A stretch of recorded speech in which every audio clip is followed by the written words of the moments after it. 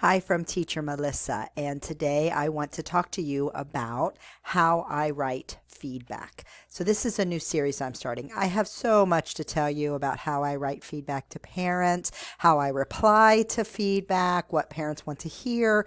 So I'm just going to give you what I do in my own class, and you can take these and see if they work for you. So first of all, I've got so much to tell you, I don't think I'll be able to fit it all in this one video. So be looking in the future for more about this. But I want to tell you what really helped me when I first started writing my own feedback. I don't like to copy and paste others' feedback. This is just my personal preference. I don't want to give the parent a summary of the class. Oh, they did this, they did this, they did this. I want to tell parents what I am working on with this student because I think that this is what parents want to know. I want to market myself as invaluable to their students' English learning. And if I'm just telling everything that was in the VIPKid lesson slides, that's not really marketing myself, it's marketing VIPKid's lessons. And I need to do both. So I started writing a template every week or 2 weeks that I use in every single class. This really speeds up my feedback writing so I can be detailed but not cut into my hourly rate by spending a long time after classes are over. So I actually use a template and I type this up in a Google Doc once every week or 2 weeks, depending on my mood or how I'm feeling. And I always start with a greeting. And I type that in the Google Doc, my greeting, and then, which is simply, thank you for class today. Thank you for choosing me to be your teacher. I'm going to pick one phrase, not a bunch of phrases. Teacher Melissa is happy to see Jojo in class today. So I have that greeting on there, and then I have like something in between that says what we're working on with a lot of blanks, and then I put my closing, whatever my closing is for the week. So just briefly, I want to show you what that might look like here, okay? So you can see this is my feedback for this week. Thanks for class today with Susie. I'm going to type the student's name in there where my stars are. Teacher Melissa is happy to help her with her English pronunciation skills.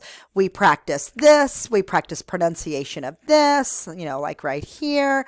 Well done. And I sign my name. So what I am doing in between each class is I've got that Google Doc open and I'm copying that.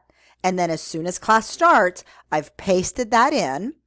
And then I can decide how I want to add information. It is so easy for me while I'm sitting there talking to the student. Oh, hi, Susie. How are you? And I'm typing Susie's name where that star is, so I know where I'm at. If I want to, now I've gotten pretty good at this, I can, if they say a word wrong and I'm helping them with pronunciation and then I have them say it, I say yes. And then I'm typing it. Now, I've just helped with pronunciation. I have never, ever in thousands of classes had a parent complain because I was typing. It's so obvious. But I also have another video that shows where you might just, write down, you might just be jotting them down on a piece of paper and showing that you're writing, and then later you can go back. Trust me, writing a template, having it in there, and then just clicking save when you go back after 5 classes or 10 classes is so much easier and it just makes you feel so much more relieved if the template's already copied and pasted in there. And then it's so quick to just add what you need to if you did not type it up during class. So number 1, type a template, have it ready to go. I do change mine every couple weeks because I want it to be somewhat fresh for my parents. I just kind of change that opening line or the middle line or something like that. And so now I'm going to reveal my big secret. Now, I'm a pretty good writer, so I thought I would have no trouble coming up with something different to say each week. But frankly, I'm just tired. I'm tired of it, and I just want something to be there. I don't want to think about something. So I discovered this great resource that I want to show you right here. Okay, this is called the Teacher's Room. So in this particular website, it's just theteachersroom.net.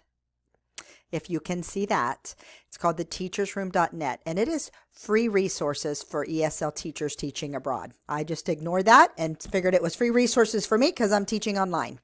So I do want to warn you that some of these messages, some of these drop down menus are really for students that are like you're in class and you've got a number of students or you're teaching in person. So just watch for that. Okay. So you can actually, this is not what I do. This is made so I could type the student's name right here if I wanted to type, Bobby, and then pick a boy or a girl, and it's going to change the pronouns to he or she for me. And I can choose my adjective level down here of what I want it to say. Now, I don't do that. I don't put the student's name because I am composing a template for me to put any student's name on. If you saw on the one I did before, I do have one for a boy, one for a girl. I can just pick depending on the student. All right.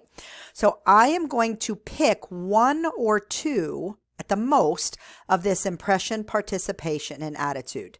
Now, I have no idea if this is the best student in this level, so I don't pick that. But see this drop down here? Is a model student, a great example to the other students. Can't do that. That's a class. But I can say this student never fails to surprise me with his great English abilities. I can say I'm constantly impressed. I'm excited to have. I'm very happy with their work in my class. Great student, consistently shows abilities. A lovely student to teach. Great student overall. Pleasure to teach. Doing quite well. English abilities are above average. I'm impressed. I am not picking 5 or 6 of these. I'm picking one because 2 weeks from now, I'm going to pick a different one. So my feedback just sounds different every couple of weeks. So if I just keep scrolling, I did not click that great button over here. They're all here. This student is an interesting student. Okay, they're not great, but they're interesting. Catching up. Aren't as good yet, but they have potential. Some of these, again, classroom setting, so I'm not going to use this. This student has a lot of potential. When Bobby focuses in class and quits picking his nose, maybe he will have great potential to be a successful student. I don't know. So some of these just give me ideas of what to write for other ones. But I do just pick. Now watch. This student is a great student. I've clicked that. Now I'm going to add it. And see, it just popped it up down here. All right. Now I've already picked an impression. Maybe next week I'll pick a participation. Okay, let's go with vocabulary right here. I'm going to pick one of these. He is able to express complex ideas in English using his large vocabulary. Now, I might not put some of these in my template because I don't know if this is true about a student, okay?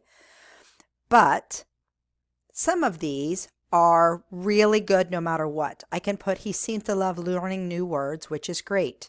All right, so I just did that, and I'm going to add it, and it pops it down here. I can go with reading. There's my drop down. He's able to read the material with very few problems. That's a great one that I often add. It pops it down there.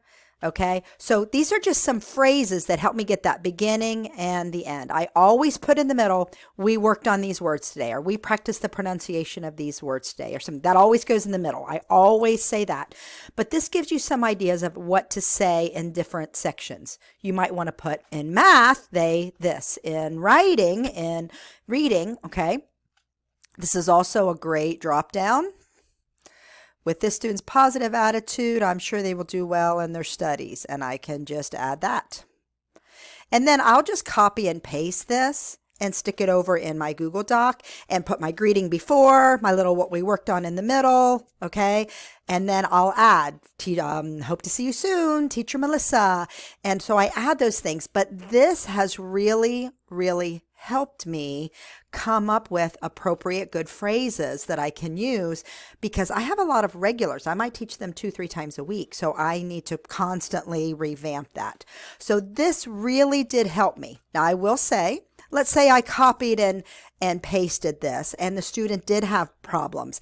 I don't need to delete the whole thing. When I got that copied and pasted in my feedback and it says he's able to read the material with very few problems, all I would have to do in my Google Doc was to get rid of this and write many problems or no problems, or he easily was able to read the material and I can just get rid of the word problems. So if I have these basic phrases in there and I've got an exemplary student and I can just put with ease or with success or fluently, I'm only typing 2 or 3 words instead of an entire sentence when I'm trying to get my feedback done quickly.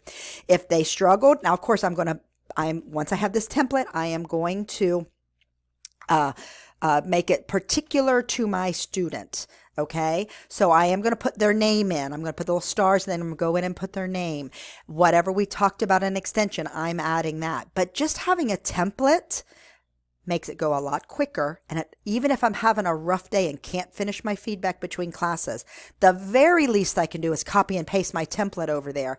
That, for some reason, just helps my mood and my attitude really well. It just really makes a big difference for me when I'm doing that, if I can just copy and paste. So maybe this will help you. And I'm giving away one of my big secrets here. So I'm asking you to give me a thumbs up, like this video, tell me how wonderful I am, because I have not shared this little resource with anyone ever before.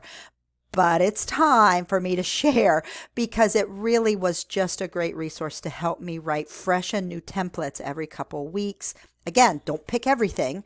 Pick one thing from one category so that the next time you rewrite your template, you can pick something else, or you can pick another category or something else in the drop-down menu. It has been really, really great for me. So I hope this helps you out, and look forward to some of my other feedback templates in the future.